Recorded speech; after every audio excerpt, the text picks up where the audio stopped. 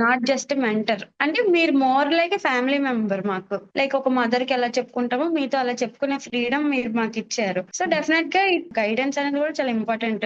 Mental హెల్త్‌కి అయితే నేను చాలా బావుందని నేనైతే చెప్పగలను. కన్సీవ్ అయినప్పుడు కొద్దిగా స్ట్రెస్‌ఫుల్‌గా ఫీల్ అయ్యేదాన్ని. అంటే ఎక్స్‌టర్నల్ ఎన్విరాన్మెంట్ ప్రెషర్ వల్ల కన్సీవ్ అయ్యాను కదా! అన్న ఫీలింగ్‌లో ఉండేదాన్ని. నా మైండే కొద్దిగా పీస్ లేకుండా అయిపోయింది మ్యామ్.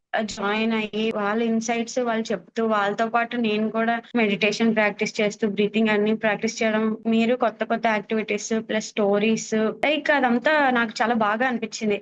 ఆన్‌లైన్‌కి, ఆఫ్‌లైన్‌కి డిఫరెన్స్ ఉంటదేమో అనుకున్నాను గానీ, ఎక్కడికో వెళ్లి తెలుసుకునే దానికంటే నాకు నా దగ్గర ఉన్న ప్లేస్‌కే వస్తున్నాయి కదా మ్యామ్ క్లాసెస్. అది నాకు బాగా అడ్వాంటేజ్ అయింది. బిజీ షెడ్యూల్స్‌లో గూడా మనం ఒక 45 మినిట్స్ టైం దీనికంటూ ఇస్తే డే మొత్తం హ్యాపీగా ఉంటదనిపించింది మ్యామ్. ఫస్ట్ రిలాక్స్‌డ్‌గా ఉంది మైండ్. హ్మ్. వాళ్ళు గూడా కన్సీవ్ అవునా కూడా పర్వాలేదు. మేము క్యారీ ఫార్వర్డ్ చేయగలము. అదొక ప్లస్ పాయింట్‌గా అనుకున్నాను మేడం. నాకు అందరూ ఒక ఎలోన్ జర్నీ లాగా నాకేం అనిపించలేదు. హ్మ్. నాతో పాటు ఇంకా ఇంతమందున్నారు. So, there is nothing to feel best అని అనిపించింది.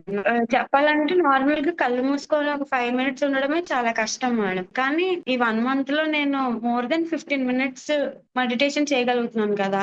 ఆ యెస్. విజువలైజేషన్ అనేది not only for the baby. మనం ఏదనుకుంటే అది చెయ్యొచ్చు. మనం ఏదనుకుంటే అది సాధించొచ్చు. చేస్తున్నట్టు అనిపించింది నాకు. ఏది చేసినా మనం కాన్షియస్‌గా చెయ్యాలి. There is a human being in me listening to my words అని తను కూడా ఒక పార్ట్ అయ్యింది అన్న ఫీలింగ్ నాకు బా వచ్చింది. ముందు మీదకి ఇప్పుడు చాలా కనెక్ట్ అవుతున్నాను. హస్బెండ్ దూరంగా ఉన్నా కొద్దిగా అలోన్‌గా ఫీల్ అయ్యేదాన్ని. ఓకే. ఇప్పుడేంటంటే పర్లేదు. నాకంటూ ఇంకొక పర్సన్ కూడా నా కోసం ఉన్నారు అన్న ఫీలింగ్ నాకుంది. నేనైతే 100% నేను రిఫర్ చేస్తాను మ్యామ్. జాయిన్ అవ్వమనే చెప్తాను.